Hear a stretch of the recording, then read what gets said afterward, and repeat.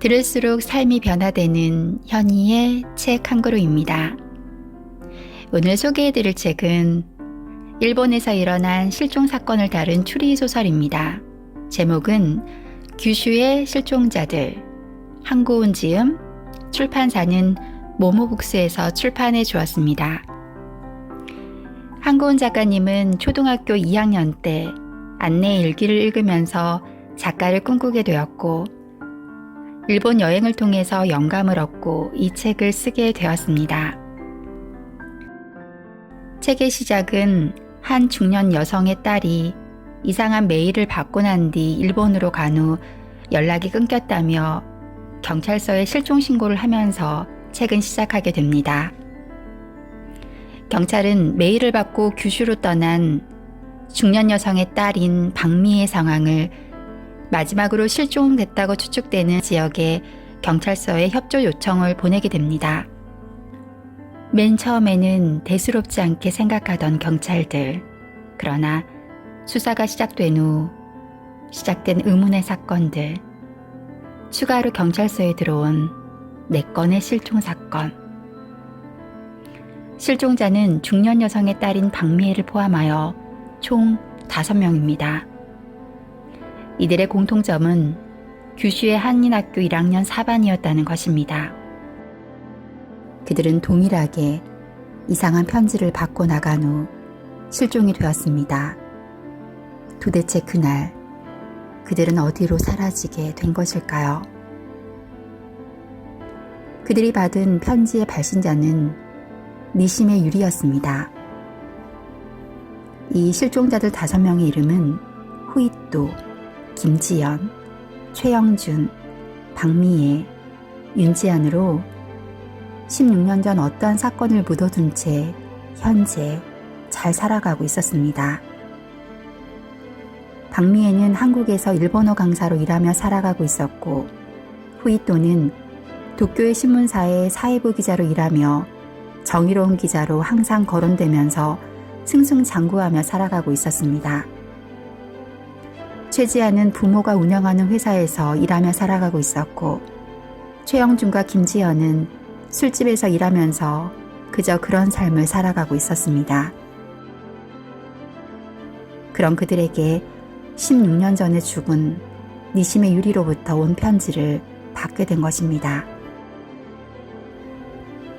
그들은 불안하고 두려운 마음에 니시메 유리가 오라고 하는 그 장소로 향하게 됩니다. 시간은 과거로 흘러갑니다. 규슈 한인학교 1학년 4반에는 철저히 계급이라는 게 존재하는 곳이었습니다. 4반이라는 작은 사회에서 자연스럽게 만들어진 계급은 너무나 철저하고 단순했습니다. 그 반에서 소심한 성격이었던 니시메 유리는 5명으로부터 학교 폭력을 당하고 있었습니다. 또한 그 5명은 이 니시메 유리뿐만 아니라 조금은 어리버리한 성격을 가진 여정훈을 괴롭히려고 하고 있었습니다. 니시메 유리는 매일 어김없이 일기를 통해 폭력을 당한 증거를 남기고 있었습니다. 엄마와 여동생인 유리카와 살고 있었는데, 유리가 죽게 된 후 얼마 뒤에 그 충격으로 엄마도 죽게 됩니다.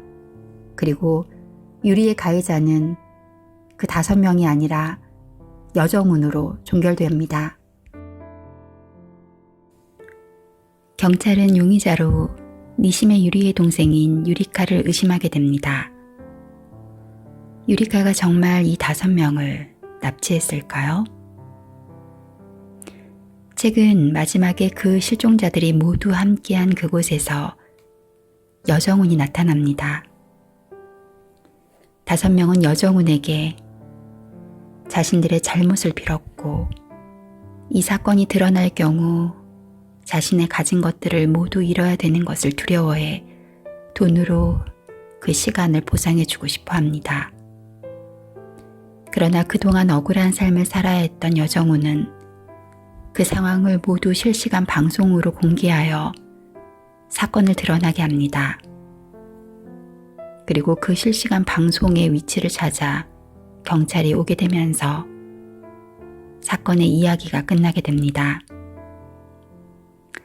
모든 상황을 알고 있던 유리카는 여정훈이 범인이 아니라고 경찰에게 얘기한 후 실제 5명의 범인들은 그들의 죄에 대한 값을 치르게 된다는 이야기입니다. 이 책을 보며 드라마 글로리가 생각이 났습니다. 그리고 학교 폭력에 대해서 다시 한번 생각할 수 있었습니다.